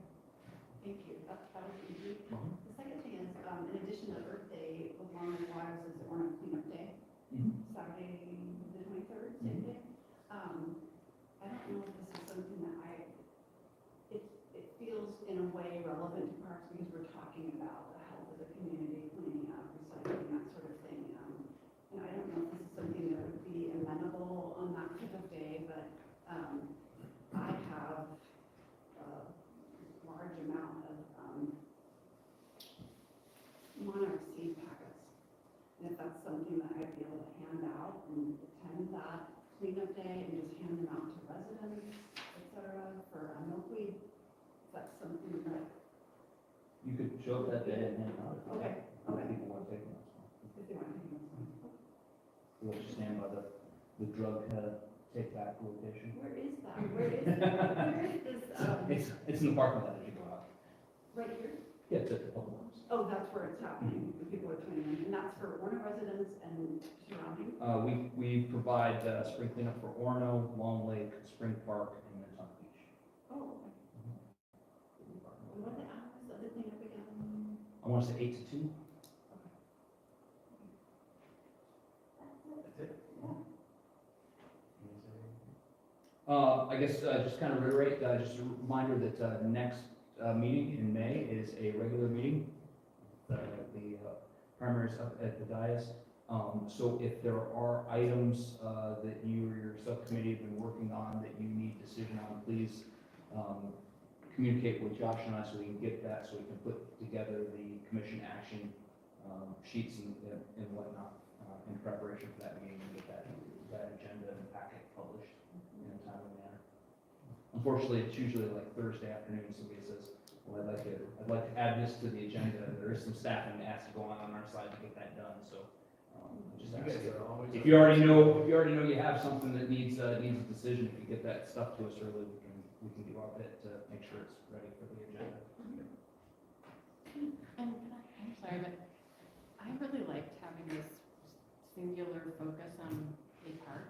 Like, that was really great. I don't know if that was your idea or if that's something you guys have always done, to kind of do these focus points, but I thought that was really helpful and I hope we do more. That was great. Which park are you doing next? Yeah, exactly. So we have historically, one of the other things that the commission has done, just so you all know, particularly new folks, is a lot of times in this late spring and summer, we have had work sessions that were remote. So we've gone on a field trip to go to Big Island. We did a field trip where we went to 4 different parks, just to get everybody on the commission with eyes on certain parks that we wanted to kind of focus on. So I love that. it's as far as creative as you can be is what we can try to facilitate. I was telling you one time we had the Long Lake historian come and speak to you about the long history of various parks and trails and things like that. Super cool. Yeah, so June and July would be good times to do those, field trips we want to. We want to make sure to reserve August for Correct. 2013 or 2023 planning, but, if you have suggestions, and we could all go out and do a pickleball tournament. or- Right on the line. To answer your question, that was just me feeling that I wanted to, and needed to be informed, and also not knowing who knows what. Yeah. I feel that communication that way in this forum is really important, so that was just my, forgive the PowerPoint, but it was just a way to communicate information, and I will do Seven Nations a different time, and I think it is very helpful, because I'm not in weeds, as they say, about any of the other parks. I may not have visited them, I don't know the history, so I think it does help, especially as a new commissioner. It really does. Yeah. And it would be fun to do more, like, because we've all adapted parks, right? Yeah. Kind of give each other a little brief glimpse. That's it. Thank you, everyone.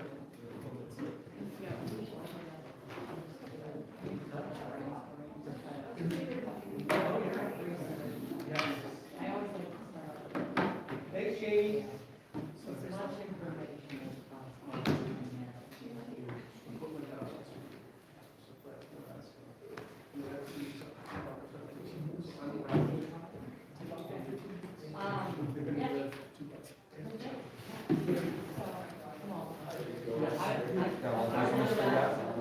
I'll give you a tutorial on,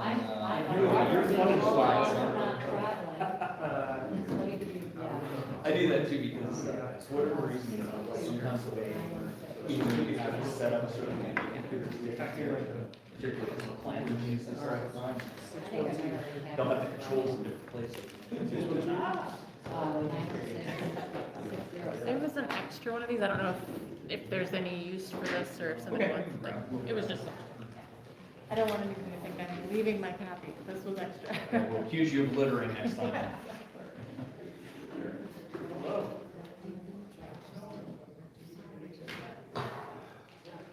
Participating plan. Yeah. Am I using Charles's? Nice to meet you. I'll probably ask you your name about once a week. When I have some stuff, and I'll get it down. Brian will fill me in, and I'll then.